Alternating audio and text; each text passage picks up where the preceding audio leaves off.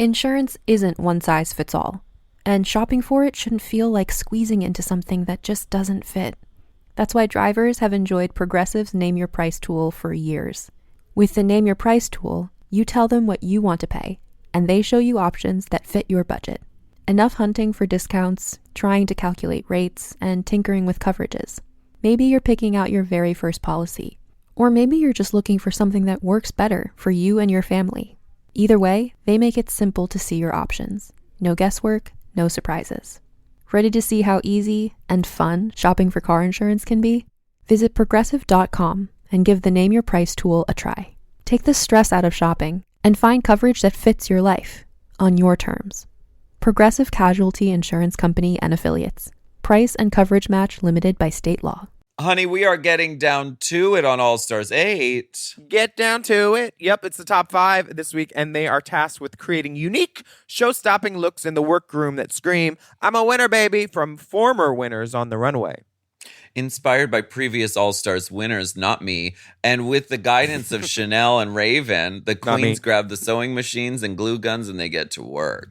And at this point, who knows who might just sway a vote? A word of encouragement, a snide remark, a spat about who gets what role? Or even simply a sparkly tank top. When it comes to All-Stars, anything is possible. Anything is possible. We are getting down to the final 4 with this episode. An all-new recap of Race Chaser starts now. M. Oh. M. Mom! Race Chaser. Woo-hoo. Race Chaser. Yeehaw. Race Chaser. Woo-hoo. Race Chaser. Yeehaw. Hello. Hello, and welcome back to Race Chaser en en Courant, a podcast dedicated to the discussion, dissection, and dissemination of every single episode of RuPaul's Drag Race. Starting from the very beginning. This is the beginning.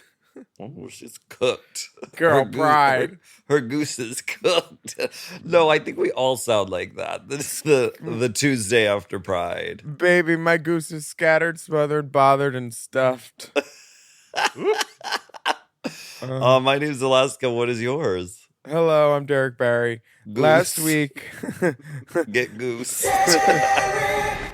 I am Auntie Goose. I'm not your mother goose. Clean up after yourself. Your Honor, it's giving very... I need to get my money from this man. Yeah, he's terrible. Yeah, wants to be a woman. Yeah, he's terrible, Your Honor. Miss Girl Goose. Tell us what happened last week on Drag Race. Last week, the queens improvised their way through a Rue crime series, Forensic Queens. There were some casting couch drama. Alexis cried, Kahana was defeated and wanted to leave, and then Rue had to come in and shit the girls straight. And if they stay in their feelings and want to leave the show, she will not have a season, so RuPaul did a little pop-up, that's why. On the runway, Rue served vanity license plate pussy, and the queens were giving Little Miss Fill in the blank. Lala Ree won the challenge. She also won the lip-sync battle against Georges, and then she sent Kahana home. Yeah. Which brings us to episode 8, which is You're a Winner, Baby. Did you tell me what you would have done for Little Miss Fill in the blank? I remember you were wondering, and you never came up with it. Oh, yeah, no, I don't know. Okay, well, maybe on All Stars, all winners. Miss Man Pig. Mm-hmm. Little Miss Tighten Up and Push Out. Yeah. What if you drove down in like a Scooby-Doo van and you got out with a big chain that said like G, and then you were Little Miss Van G? Oh, a Van G. Or if you got out and then you just if you shook a bottle of white clear liquid at the end of the runway after you got out of the cardboard van, so you were Little Miss Van G. Oh, G. Oh, I see. No, like the drug. That's it. If you have to explain it to the judges, I think RuPaul would understand what GHB is. She would be like, "I get this. This I get." She's like, "Oh yeah, the '80s." Mm-hmm. Uppers, downers, and candy corns. Lala is feeling the high because she has won. She's so happy. We get a lipstick message from Kahana that says, I adore all of you. This has changed me forever. Love, Kahana. She says that when she leaves the doctors, though, too. She is a permanent procedure puss. She should have said, I adore some of you. This has changed me forever. And then it would just leave them all guessing. And then it would go straight to Alexis. Alexis says she will never forget that Lala saved her this week tearfully. Give it 45 minutes. Give it 45 minutes. They go over and they count all the votes. And Candy says, now I have to tell you, Kahana voted for herself. That vote is for me. Alexis's face went, what? And then Candy says, just kidding. So funny. Just joking. I do also enjoy that Lala says production can afford a maid to clean the lipstick off the mirror. We love that. I won't be seen cleaning on camera. Honestly, girls, it lowers your street value. The ladies are playing in their drag as they get undressed. This is the part where Jimbo is body slamming Alexis with her tits. Alexis probably nutted 8 times while she sucked on Jessica's sausage crown. Oh, my God. Where do you think they got the sausage from? They just pulled out a little prolapse from Alexis and then tied it off. Some sort of festival. A sausage festival. The festival. The festival. I wish to visit the festival. The next day, she's doing the most. She's doing the baloney bit. Girl, nobody asked for her tight 7 minute of lunch meat. She's throwing. Well, maybe she said, I don't know. This is getting a little. We got to do something. It's getting a little. There's only a few of us left. There ain't nothing to talk about. I love get my baloney out. My favorite thing is that Jimbo thinks that the main camera, the straight camera on, is her camera, and that angle does not even film her once. She gets it from the side, just looking like a random crazy person throwing baloney in the streets of downtown LA. Yeah. Girl, say, what's my camera?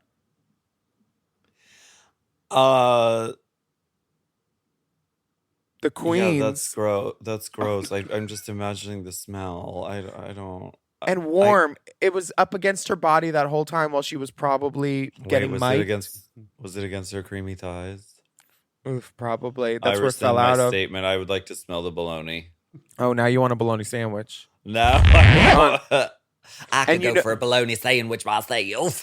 You know those creamy thighs are gluten free, right? Oh, please stop. We have to get through this podcast. I can't be distracted this way. Alexis is distracting herself, making a glory hole, trying to peek through with her tongue, going, sister. Oh my God.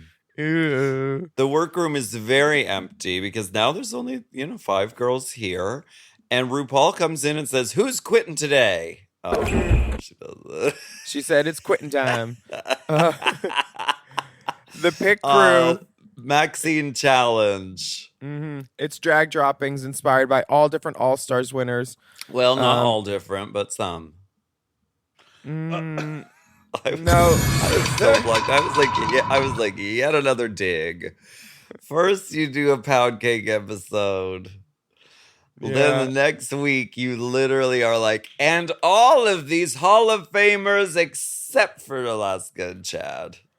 Girl, there have been 10 of you, I feel like, right? 10? My box would have been sickening. My box is pretty. It is the best. I do think your box would have been more identifiable and iconic than, say, Trinity's box, because Trinity's does so many different types of drag, and I only do like 3. Yeah, you do like maybe 2.5. You do homeless glamour, alien. God, is that a read? Yeah. It's not a read because I had it memorized. It's not on the outline. Alaska, when was the last time you were on All Stars? Was it when you played the drums with a mole on your face? When you were Janice? Yeah, I think that was it. Okay. Because you also did the Handmaid's Tale bit. Yeah. And you also were on a season holding an umbrella that said Team Katya? Yeah, but that was when I did the band drumming thing. The band, okay. Mm-hmm. Well, on this maxi challenge, the queens are transforming materials from their selected trunks into original looks that scream, "I'm a winner, baby!" Yes. And these... And Lala gets to assign the boxes because she was the winner last week, and she chooses Shea Coulee. Mm-hmm. And then Alexis gets Trinity the Tuck, Jessica Kylie, Candy Monet, Jimbo Trixie. Those pairings seem to make sense. Yeah, they do. What box would you have wanted? The Alaska box, please. Oh, okay. Plucked. I would have wanted the Plucked. I think I would have wanted the Kylie Sonique Love box because I probably would have found my own things in it. Yeah, totally. Candy gets a little slingshot. Right. Slingshot and some Residont. Why don't we go ahead and take a break and then get into these boxes? Get into my box?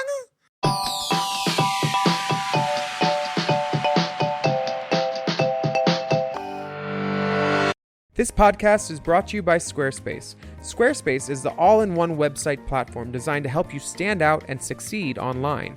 Whether you're just starting out or scaling your business, everybody needs a website. Otherwise, you're just out there making your business happen with what? Word of mouth? No, ma'am.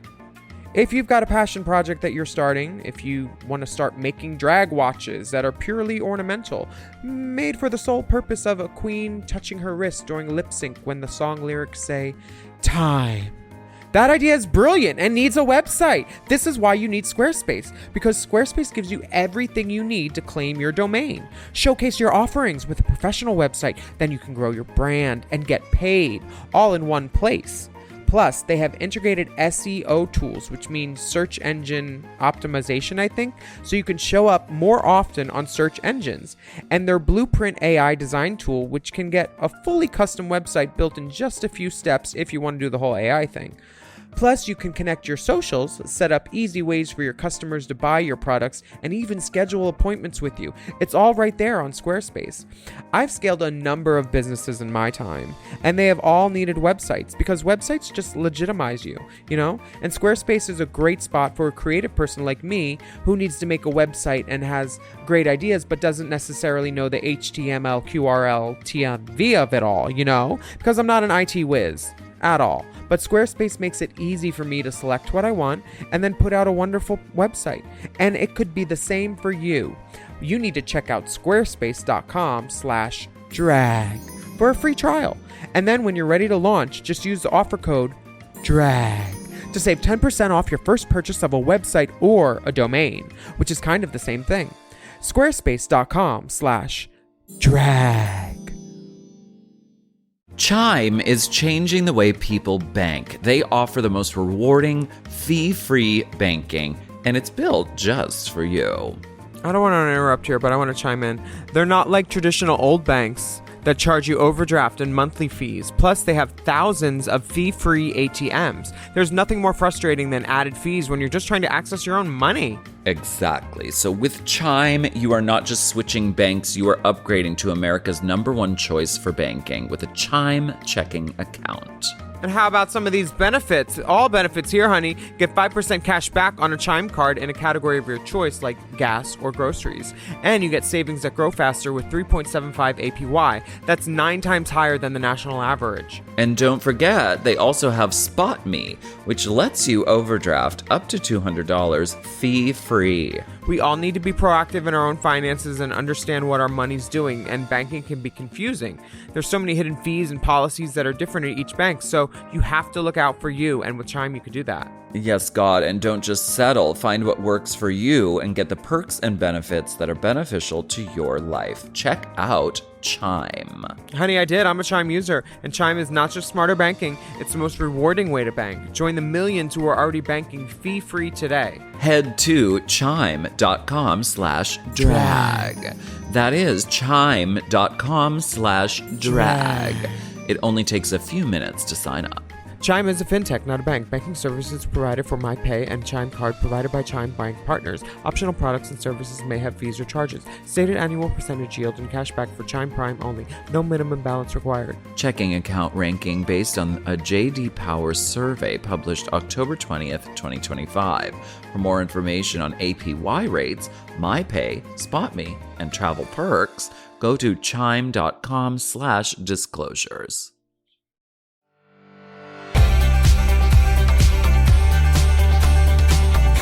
The Chanel and Raven walkthrough. Can we just skip to that? Mm-hmm. Well, can we talk about Alexis's face with her own rhinestone? Alexis's shirt with her own rhinestone face on it?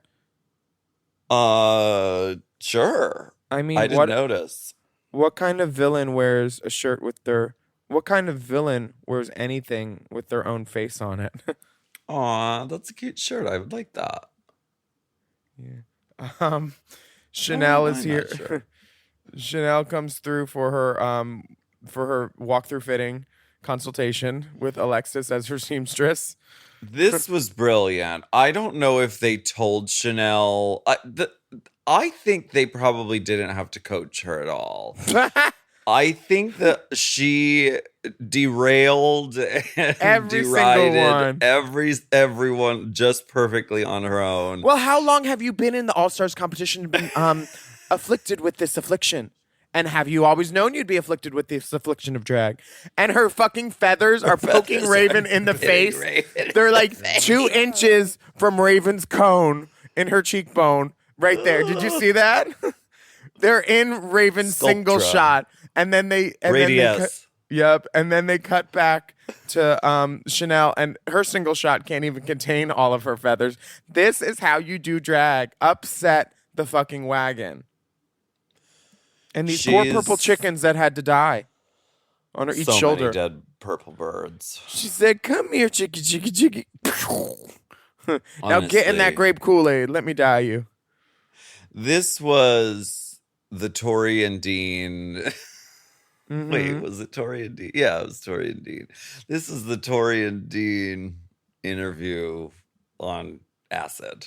Sort of, like it really reptilian sort of cover-up, a serpent-like that kind of wraps down and around the body.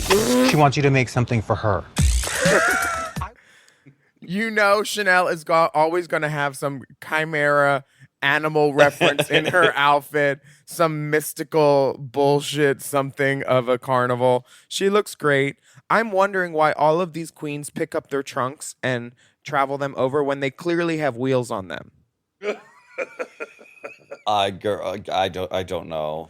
Alexis is giving Olaf from Frozen the way she's lugging over her fucking trunk.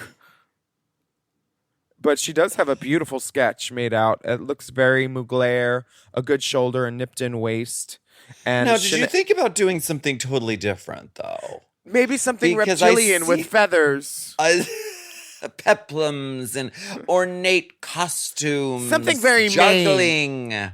Mame or Vera, either one.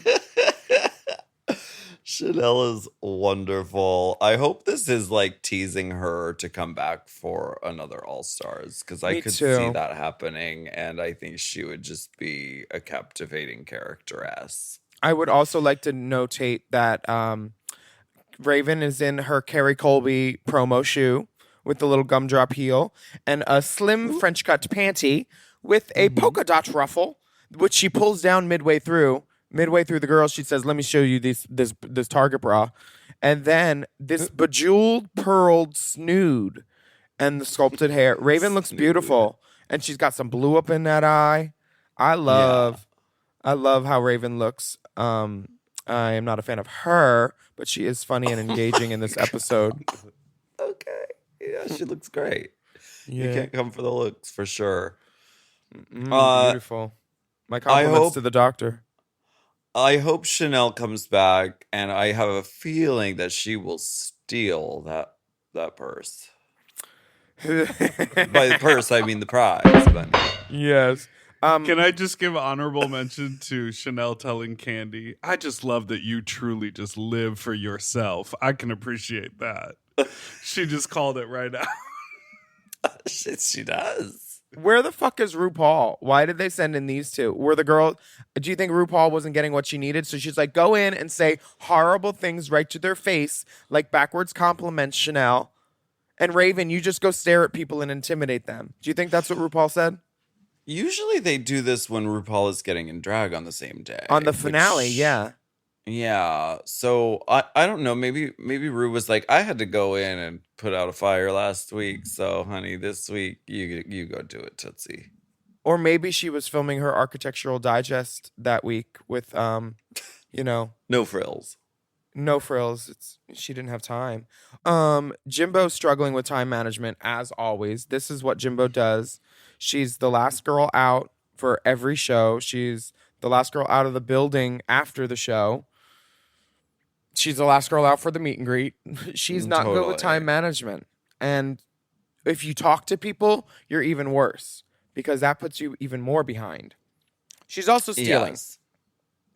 Well, I mean, there's good material to go around. This becomes the sort of saga of the dresses with Lala Ree, because she's like, she made this dress out of like the sequin, but it was like a pattern fabric, and the patterns weren't like lining up right and like didn't look right on her body. So she said, well, I'm scrapping it. I'm starting a whole new dress. It was a lot of pattern. Like, I think she made the right choice by scrapping that. I hope that she does sell it somewhere, or at least remain seated upon it. Maybe she could make like a lining out of it or something. That fabric was busy, and it was all like busy. The fabric was all secondary colors, like purple, orange, and tones. It was dark autumn jewel tones, and then it had a lime green cast over it of the sequin. It was a distinct fabric. It was distinct, for sure. It was very distinct. Well, the next day, Lala shows up, and she has sewed a whole new orange dress. Do you think she sewed it at home? Yeah, it seems like a lot of the girls were doing homework with the dresses and doing them at home. Yeah, Candy said, I'll be up all night. Candy remade her top because they have sewing machines at home, or are they just doing stuff by hand? I mean, trimming is usually by hand. Like those giant stones that one of the girls was going to put on, that would all have to be by hand. Yeah. I feel like Candy's like spaghetti strap, and her neckline might have been by hand. Yeah. Or by foot, who knows? By mouth. Oh my God. Hoof. Foot and mouth. Hoof and mouth disease. You ever have a guy ask you to suck your own toes? That's when you know you need a pedicure. No, he's like, put your foot in your mouth. Oh. Yeah, me neither. I mean, I could. I'm flexible. Yeah? Yeah. Well, World of Wonder did not ask about your schedule. Thanks for the email. All right. My dates are flex. Jimbo isn't doing makeup underneath her face. Keeney. No, and what if she won and lip synced? Then what? Would she have just put on a quick mug? I think she. Here's the thing. Can I talk about this plant theory right now? They knew Robert Plant. That I do look like him. Thank you. They do knew. They do been knew that that if Alexis won, they knew what she was going to do. That she was going to upset the apple cart. If Jimbo won, this wouldn't have happened.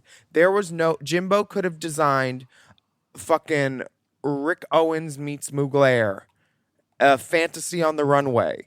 Yeah. And she still would not have won because they wanted Alexis to execute their villain plan, which was definitely to cause some drama and fuck shit up. Because Jimbo was not going to do this. Jimbo was going to be fair and nice or something. And this was what happened. She didn't owe anyone anything. Like, the only thing she was in was an alliance with Candy. That was it, but there were no stakes with who she would send home. Yeah, There was no chance Jimbo was going to win this. They wanted someone to do something that they kept threatening to do in the interview chair, you know?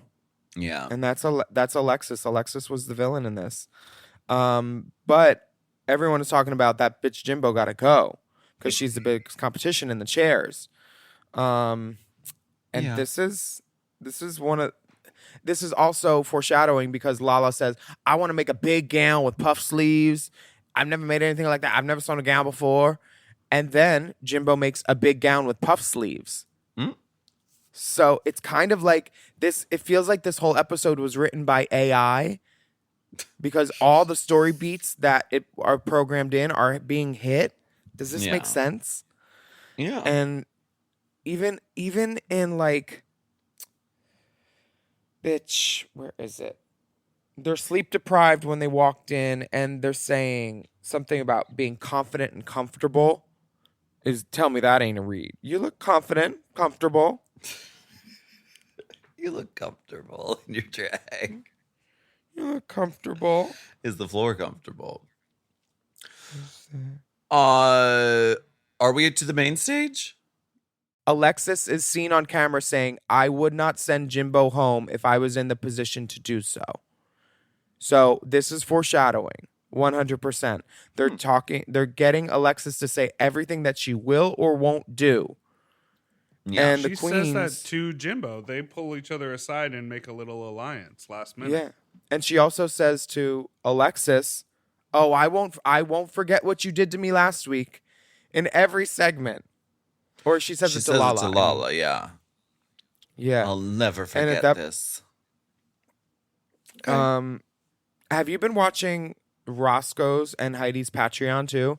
Because Heidi's Patreon says that Candy said twice that they needed to get rid of Jimbo.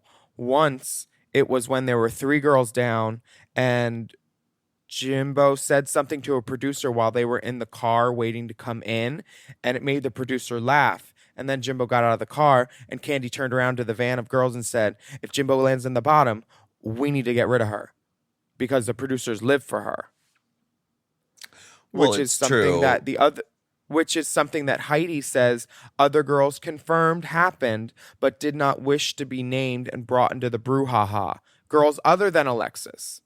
Because then it happened again when Alexis was there. For sure. And Alexis did kind of confirm it. This is the tale of two T-girls. There's no proving who was right, who was wrong. The cameras were not on, but one girl says one thing, another girl says the other thing. And bitch, I was there, and I was woken up by the fight that Candy and Heidi had and screaming on tour. When because Heidi talks about in the Roscoe's YouTube episode from this week that there was some yelling and there was some barking on 2 occasions on that Haters Roast tour. And there was, and there would, and there did, and they did. I was almost the peacekeeper. I was like, girls. Don't throw her in the trash can. I'll let you all wear one of my wigs if you calm down. Don't pull out your bank balance on the phone. Mama, I own a home. I own a home in Reno. I own a timeshare in Reno. I own a timeshare in Reno, and I rent to own in Carson City, Nevada. You need to fix them droopy elbows. I'm boarding a flight right now. To Poughkeepsie. Do you think that... So, I'm liking this tweet from my flight, okay? It's a regional jet, so there is no first class, but I am in the front. I'm in a bulkhead. Let's see. Which you're probably... I am liking this tweet from my bulkhead seat, and I have put both of my personal items above. And on that note, let's take a break. Damn.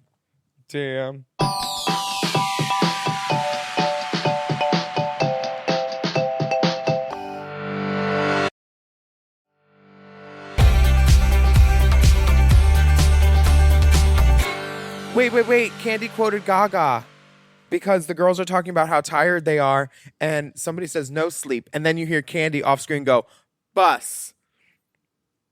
Another bus. It's the first club. No, we only get one word of it, but those in the know will know that Club, Gaga is Legend, representative. Art Theater. Candy's a little monster. Been from the jump. Okay.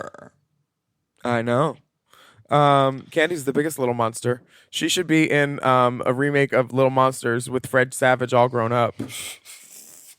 And then like or the bed is real monsters. One of the corners of the bed is like 3 feet off the ground, and the little kid's like, is somebody under there? And it's just like Candy's alien like legs sticking out from that like green costume she did. If you don't have star quality, you need to get the fuck out of my bedroom. RuPaul on the main stage. All right. Is scooching. She is scooching. She's scoochy today. She is scooching. This makeup is cat-like.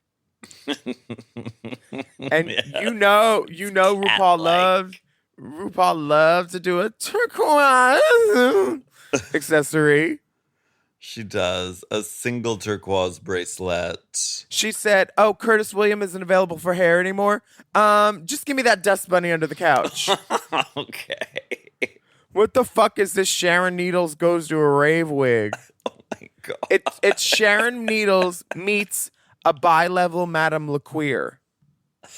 Bi-level? Yeah, because you know how Madame LaQueer would always do the one like sided big short on the other side? Uh-huh. Very much that. Listen, she's playing with shape, silhouette, and style. It's playful. I think it could have been taller on the top. She does not have the height that we are used to, so this looks kind of like a hatchet job on the wig. She said, "Just do whatever you want." Not that. Leave one side long. This hair is unique. Michelle is giving Michelle is giving the woman in white. Do we think the shoe matches the dress? No, I don't, but I also think that the shoe may not be lit as well as the center of her, because she does have a bank of lights above her, and your shoes are never lit as well as your face, you know? So that's why they're reading as a different color. They're reading as a different pink, maybe, yeah. But I do have a I do have a question. If you need to introduce somebody as in Untucked, they said Alexis is like, and oh my God, it is Brandon Boyd from the band Incubus. If you have to say where they're from, they're not worthy of being a guest judge. It should be drag and GLBT luminaries. Now, if it was the guy from Imagine Dragons, who's a giant ally and it's not just performative, it's better than a fan of the show from Incubus. You know, maybe his RuPaul girlfriend wanted to suck it. Well, that's fine, but she should have put on a better wig to suck it. She put on a rootin' wig, Eddie. Good girl. For today. And it's not for rootin'. She was rooting around in the wig bin, and that's why it's a rootin' wig. I don't think Brandon Boyd is a qualified drag judge, much in the same way that the other judges. One is a friend of a drag queen, another hosts a drag bunch but doesn't do drag, and the other one knows some drag queens. Yeah. So this panel today is wholly unqualified, other than RuPaul. Okay. The bottom of the wig is crimped. Do you see that? The whole mullet part is crimped. Baby, this wig has a lot going on. Curtis Williams said, "I'm hitting it, bitch. You can get Morgan's boyfriend."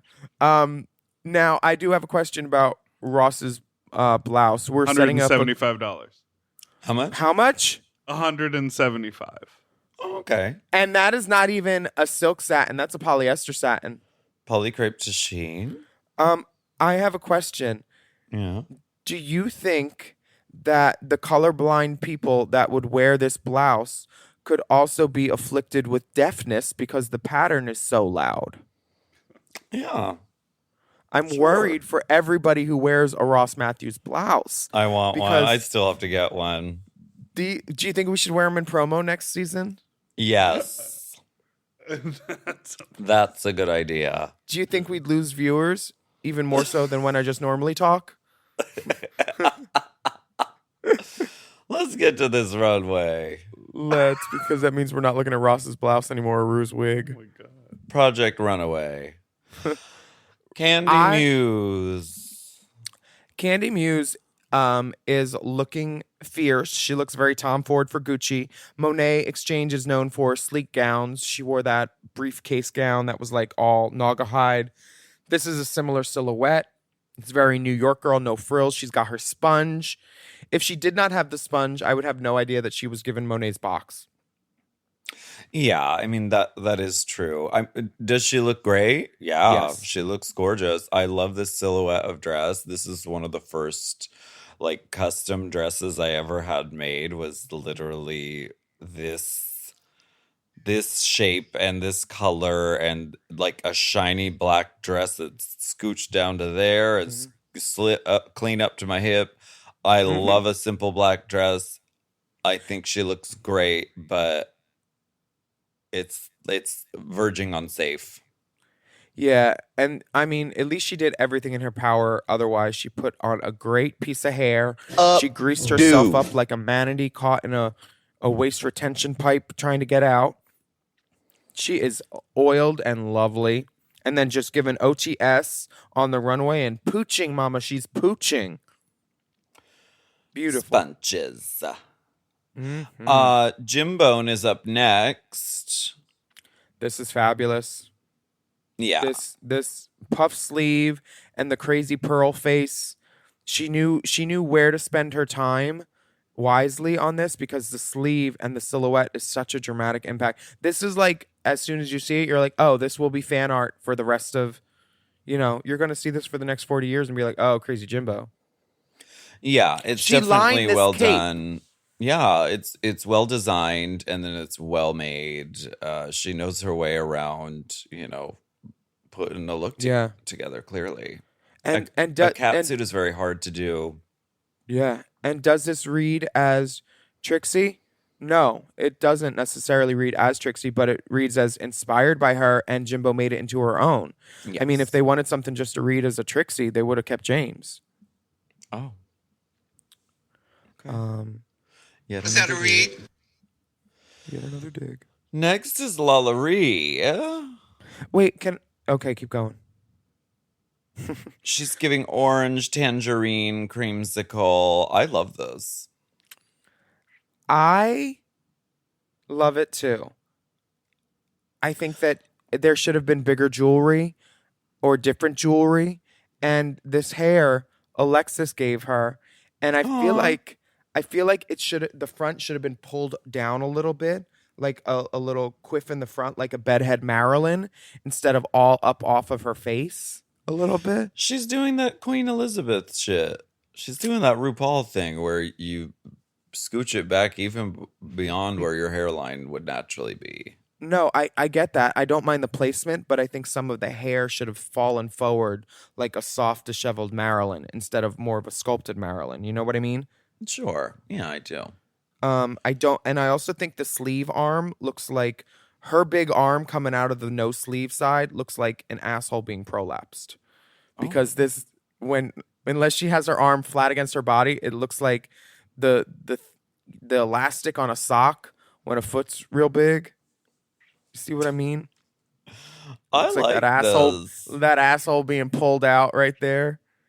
I like it too. I just don't think the sleeve length works on her necessarily, and the other sleeve hole is just feels strange. And this turquoise, this trim looks cheap. Oh, it's not even a necklace, it's just trim. Yeah. And it's not gem trim, that's plastic gem trim. I'm not a fan of her accessorization. The dress itself, I would wear it. It's beautifully made, as far as I can tell. Next is Alexis Michelle, taking a page out of Chanel's book for sure. She's got feathers and peplums and ruffles and we see why this dress took some time for Alexis, because she was matching up all these sequin patterns in all the panels, and there's at least 2 panels on the front, probably 2 on the back. That's 1, 2, 3. That's 6 seams she had to meet up, plus the zipper. And the arms, the arm panels. Yeah, that's not easy to execute, and it fits her perfectly. It's she's evocative like a 14-year-old girl. I thought she was going to have a starfish on her face. Or open up her arms or use the train to make a star shape and then be like, I'm stanky. Because I feel like that tool would have made a perfect star shape. Yeah. But it's beautiful. It's fierce. It's evocative of Trinity the Tuck. It's clean, it's well executed, and she looks radiant for sure. They could have moved her mic pack from the small of her back up to her neckline so it wouldn't have looked like she had ankylosing spondylitis. Oh yeah, I'm so obsessive about where they put my mic pack. Are you? I thought I was the only one. You Don't could see put it at on my the top, waist, bitch. You could see it poking out of the top of her corset, giving her a hump, and they should have put it on her neckline. Yeah.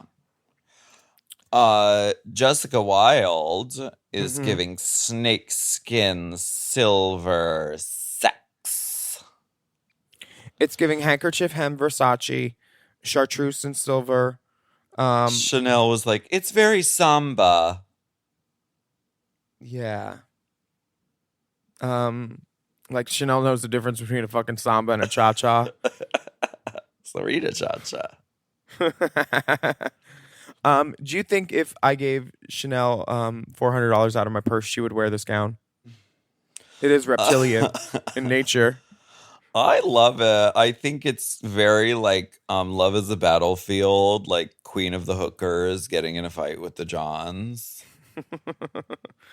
I know that reference. I think it is. It is nice.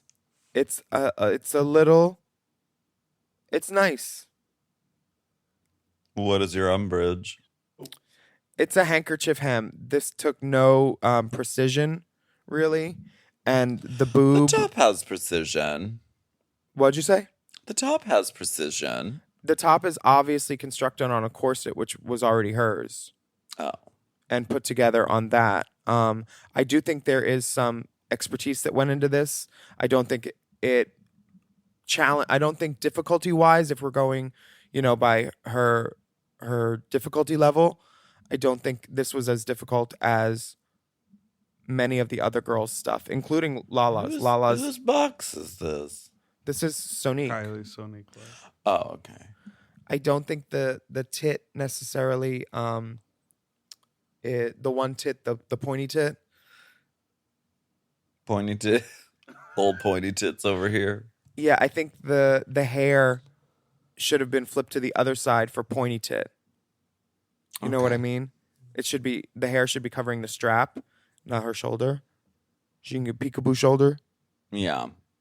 I do think she looks very pretty, but the girls on tour, I was on tour with a bunch of these Haters Roast girls who were on this stage, and they said the judges were peeing for Jessica and pushing and peeing. I have a no drag knowledge ass question about proportionizing. Why? What element of this makes her look so squat? Is it how low the corset goes? It's the lowness of the neckline combined with the lowness of the hemline, and the bulk of the fabric is at the bottom. So you know how Grimace looks bottom heavy because he's wider at the bottom and shorter? It's the same thing. You're going to look wider at the bottom and shorter when you have more volume and like mass at the bottom.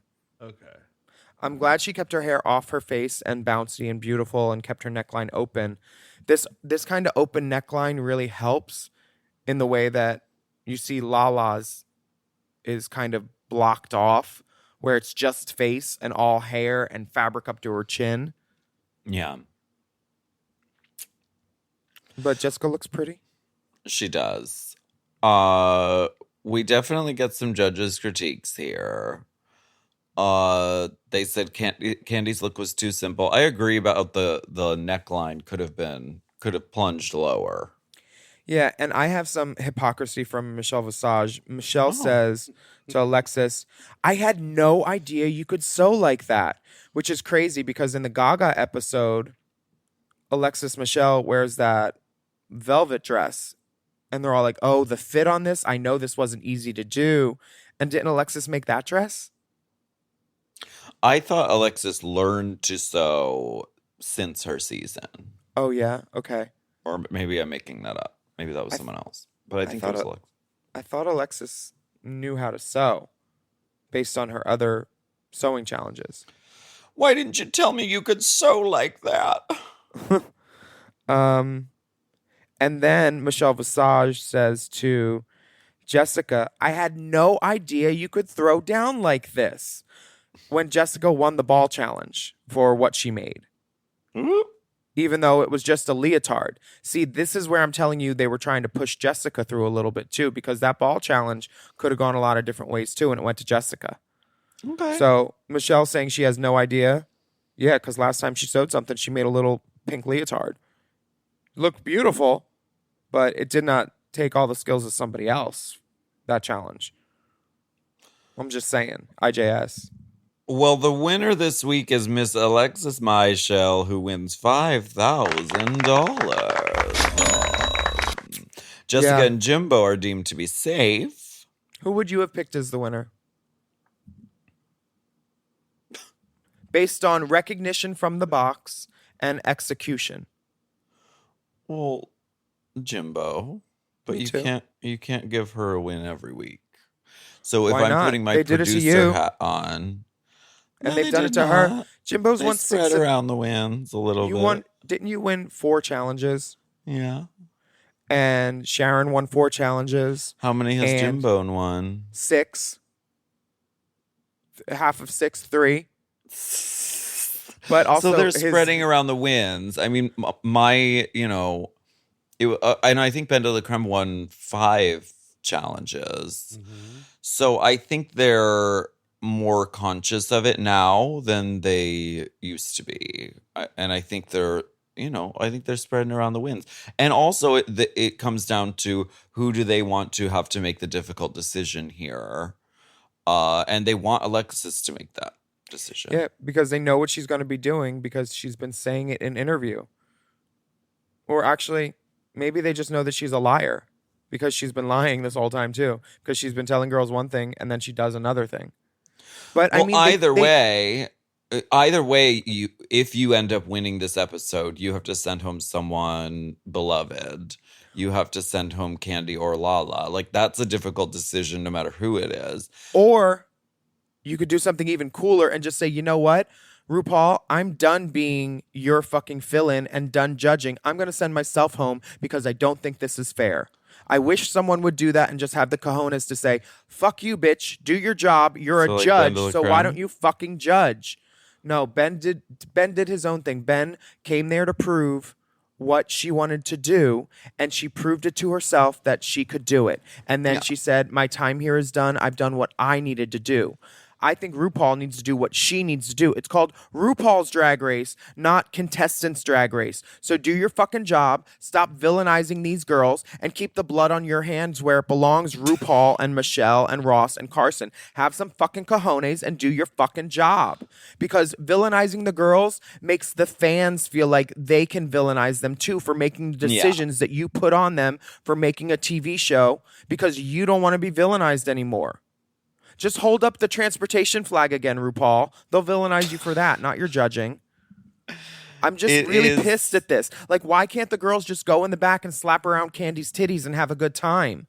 You know? Yeah. Why do they have to make enemies out of their sisters and their friends? It's not fair to us because then it opens the door to everybody else to make us like the pariahs of their favorite TV show. Oh, well, you sent my favorite home. You made my favorite Heidi cry. Oh, you sent James home. She's pretty. She's my favorite. I hate you. I'm going to talk shit about you. Yeah. Pick me. I hate it. I hate the girls having to beg for their lives to their own sisters. I hate it too. I've been preaching and praying and saying this the whole time. I think you're right. This lipstick voting system is demeaning, and I totally agree with you that it opens the door to, I mean, already you're going to have pretty much a lot of people criticizing things that you do on the show. That's just the nature of the beast. But it really opens the door to like, yeah, you're sending home somebody's favorite. You directly are. Yeah, I just don't understand why they thought they needed to do this to their already great TV show.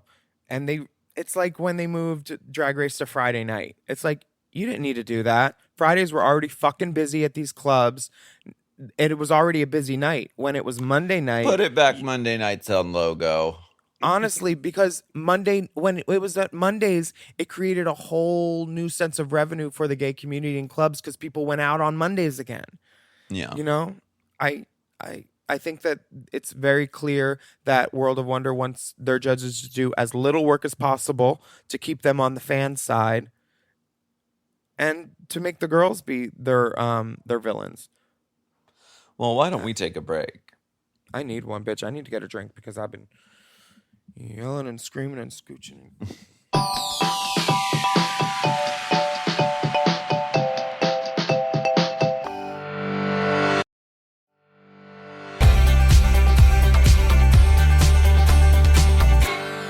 It twirled up. My dress twirled up. The bottom queens are I just said that on Very Delta this week.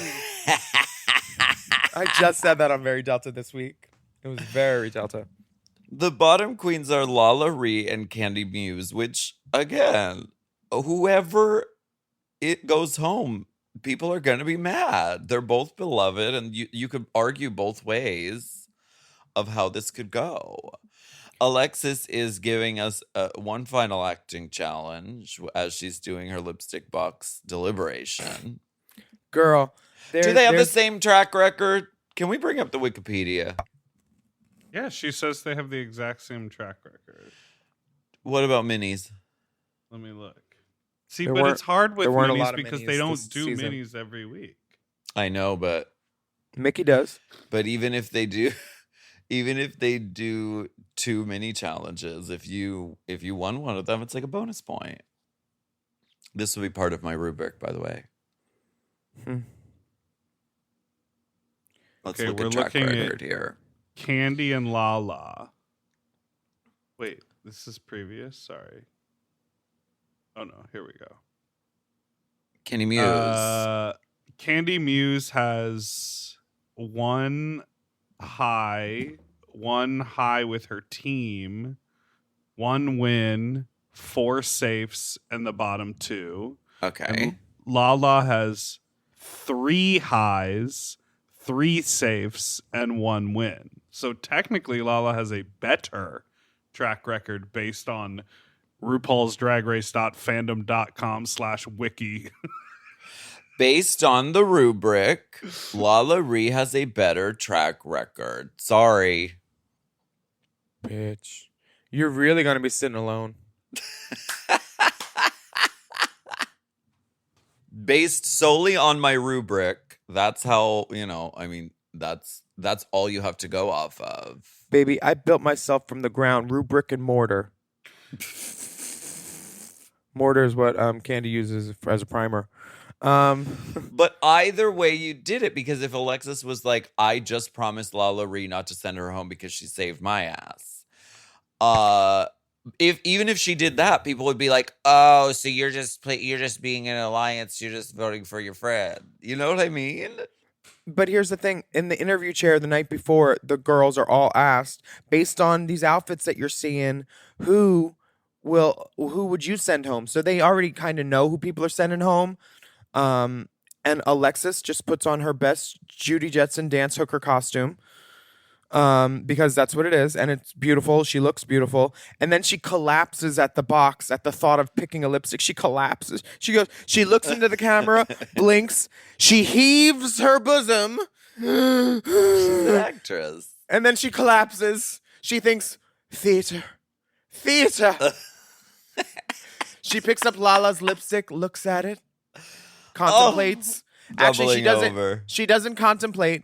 On Candy's, she contemplates, because she takes her Candy's lip, cuntily taps her finger 3 times with her bejeweled nail. And baby, Alexis puts some oil sheen on them titties too, because she looks oily and beautiful.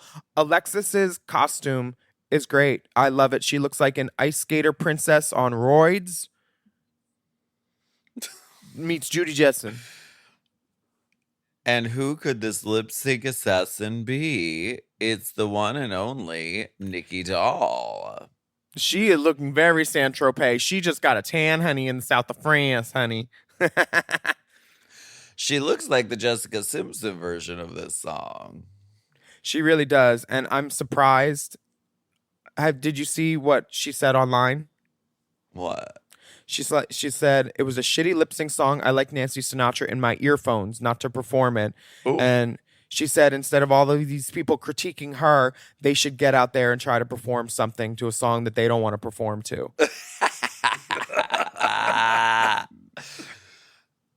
I think it was a song that was tailored for Alexis Michelle. It's theatrical because it is more of like give it a characterization, and then it's a slow build toward that thing at the end. Da, da, da, da, da, da, da, da, da, da, which the whole song is just leading up to that. So it's a slow burn for sure. I'd like to notate the differences in styles of Nikki Doll and Alexis Michelle. Alexis Michelle does the old school thing where she immediately finds the beat of the song and is giving hips and she's hitting the music. She's not just hitting the words. Nikki's hitting the words and acting it out more. Alexis's body is taken over by the music and she's hitting all the beats of the music. Nikki's performing the words. How do I turn off this lamp? I think it was the last 10 seconds of the lip sync were the best seconds of it. The rest of it, I would have almost said that Alexis trounced Nikki Doll. But when the jumping started, it wasn't a trouncing anymore. And Nikki Doll looks beautiful. I think she should have kept that. Why would you take the reveal cape off that soon, Nikki Doll? Like, she should have kept that puffer on and then revealed on the first chorus. And Alexis Michelle dropping into the splits, just like showing everybody, look what mama can do. Slowly, too good a job to rush. I think Alexis is a wonderful addition to this season because she's a stealth villain. You don't know what she's going to do, and then she's pulling out tricks, and then she's sending her best friend home, the girl that she's been trying to fuck the whole season. If I was Lala now, I would ask to share a dressing room with her on tour, and then as soon as I was about to get naked, I would say, can I please have some privacy, Miss Michelle? Can you leave the room? That's what I would do. That's what you would do. I think I'm so shocked at what Alexis did, but Alexis knows that if she didn't do this, probably the judges would have found a way to send her home because they needed someone to be the villain, and Alexis was probably almost every girl in the franchise is not desperate to get back on the franchise, but wants to get on the franchise bad enough that they will tell the judges, "I will do whatever you want, baby." Well, and Alexis is doing exactly what the producers want. Yeah. But she's also slaying. This lip sync, Alexis clearly won. And the judges also knew whose lipstick Alexis had in their bra. Of course. I'm wondering, I can't wait to see who the girls voted for, if it was Lala or Candy next week. Well, what I would have done, because, if these are the rules, then let's make it chaotic. I would have just planned to make it a tie with the other girls, because what happens if it gets locked in a tie? The group vote. I would have had them lock it in a tie, and then have Alexis throw the lip sync. I think if it's a tie, the assassin gets to vote. But she's talking about they get a vote? No, they do not, because they don't know. They don't know the girls. They don't know how they've been doing. That's why I said I think. Based on looking at you right now, I would say you go home. Thank you. You are a fat cunt with ugly shoes. Oh my God. That's the New York quote, right? Based on looking you up and down of... Girl, they don't know the rules that far. They haven't made them because they haven't happened yet. No, so if there is a tie... First ever All-Star season with lip sync that Rue decides if there's a tie or something. Do you mean lipstick? See, I would have done that. I would have been like, okay, Jimbo, you vote for Lala. Jessica, you vote for Candy. They'll each vote for each other, and then it's a tie. But you can't trust Alexis to do what she says she will do ever, because she is a reality TV contestant. I don't want to say she's a liar in the real world, but in this bubble, she's a liar. Well, Alexis's if she was wearing a Aliyah, that would be fine. because a liar and a liar. No, if Alexis lost the lip sync, that would have had to be part of the plan. Have Alexis throw the lip sync, take off her wig, kick off her shoes, and not know any of the words. Then they would have to go to the group vote, and then Alexis can't just kick off them shoes. She needs to sit down, cross her leg, unzip. She's not a standing boot removal girl. Rip the wig off really bad until it's stocking cap showing. Take 2 of her fingernails off so she could get the zip, the thumb and the index. I'm just at a loss for this because at this point, yeah, it's you can see where it's going. Yeah. So could you have seen a world where Lala stayed and Candy went home? Yes, I could have seen a world where that happened. And I don't wish it did happen, but if they were going by track record like Alexis has been saying all season, and then she goes and does the opposite, I'm just kind of confused. Is it because she's scared of Candy? Yes, I really think it is because she did admit to that, and she lives in Candy's town, and she knows Candy's reach. Someone did a meme of Alexis in the mirror voting or choosing lipsticks, and it was the picture of Candy from the Brady Bunch with the gun. Oh yeah, aimed at her. Did you watch Untucked? I did. I no fame games. It's because it was a design challenge. So give them a box. They didn't show them what we can do. Girl, they're not trying to put any extra effort into their little satellite programming that they ripped off on my YouTube channel, okay? The only reason I watch Untucked is for the fame games. They got to the end. They were like, we'll be back next week with some actual fame games. Bitch! I like the part in the lip sync before we get to Untucked where they said, Nikki Doll, you're excused. You can stand at the back of the stage. We need you to fill in the back, do some background extra work to make it look not so empty. I did watch in Untucked when Alexis, she does this moment where like her head leans back and she's tapping her nails and just relishing the moment. It's like evil Cinderella's stepmom arch behavior. Just they are, and the music that they put behind her when she does it, it's the opposite of Jimbo music. The opposite. Like the underscoring, if you have no words and you just listen to the underscore, you know who the villain is, you know who the antagonist is, and you know that Alexis Michelle is both of those for this episode. Because the music, every time Alexis does something in this, is like a minor key, and it's very indicative of it. It's like 101 reality TV. And then Jimbo's music, it's very clear. What about the secret note? The secret letter? The fact that Alexis passed Candy a letter and Candy did not want to even mention it to anybody else. Do you think she really forgot about it? No. How do you forget that a bitch wants to be in alliance with you? Yeah. Well, who knows? No fame games. Lala's like, fuck, I should have sent that bitch home. Yeah, Lala is very direct in this. She's like, well, I want this girl to win, or this girl, or this girl, just not Alexis. Exactly. And for me, if I was Lala, I would be so shocked that Alexis sent me home after trying to get my dick all these weeks and saying to my face, I will not forget it. But here's the thing. They don't show at any point Candy saying to Alexis, well, bitch, remember when I saved you twice? Other than in Untucked, when Alexis is like, if our positions were reversed, would you have my back? And Candy was like, I saved you twice, ho. Right. So Alexis has a hard decision to make. And sure, she gets all this money from the lip sync, but I would give back the money to not make this decision, because for the rest of her life, people are going to be brandishing Alexis Michelle as a two-faced villain because of her actions on this reality show. In real life, is she? No. It's just a reality show, and she's playing a character and being a contestant. Her name's not even Alexis Michelle. Shh. But this is one of those things where the decisions the girls make affect their careers the rest of their life. Yeah. And these are decisions the judges should be making because they're paid to make them. They are paid to make them.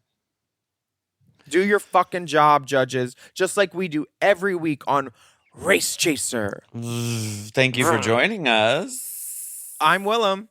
And I'm Alaska. And we would love for you to write a review of our podcast on your favorite podcast app. And don't forget to subscribe. Take a moment. Leave us a rating, too. This is the moment. And you can sign up for Mom Plus at mompodcasts.plus, where you get access to all of our mom shows ad-free and many of them a day early, plus exclusive bonus episodes and monthly video episodes of this little podcast, Race Chaser. Race Chaser. You can follow the dolls on Instagram and Twitter at Willam, at the Only Alaska 5000, and our Race Chaser account is at Race Chaser Pod. Our Mom Podcast Instagram and TikTok is Mom Podcasts. And email us at racechaserpodcast@gmail.com. And we will be back next week with more discussion, dissection, and dissemination. I have an underwater snork car. Remember the snorks? No. They had like big dicks coming out of the forehead that blew bubbles. I was so jealous. Oh, the snorks. Okay, I got it. Mm-hmm. Race Chaser is not endorsed by World of Wonder, Paramount Media Networks, or any of their subsidiaries. It is intended for entertainment and informational purposes only. RuPaul's Drag Race and all names, pictures, audio, and video clips are registered trademarks and or copyrights of their respected trademark and or copyright holders. Mom! To listen to Race Chaser ad-free, sign up for Mom Plus at mompodcast.plus. Race Chaser is produced by Forever Dog and Moguls of Media, a.k.a. Mom. Hosted by Alaska and Willam. And produced by Big Dipper. Editing and sound design by Will Pitts. Executive produced by Willam Belli, Alaska Thunderfuck, Big Dipper, and Joe Cilio, Brett Boehm, and Alex Ramsey. Our theme song is Race Chaser by Alaska Thunderfuck 5000.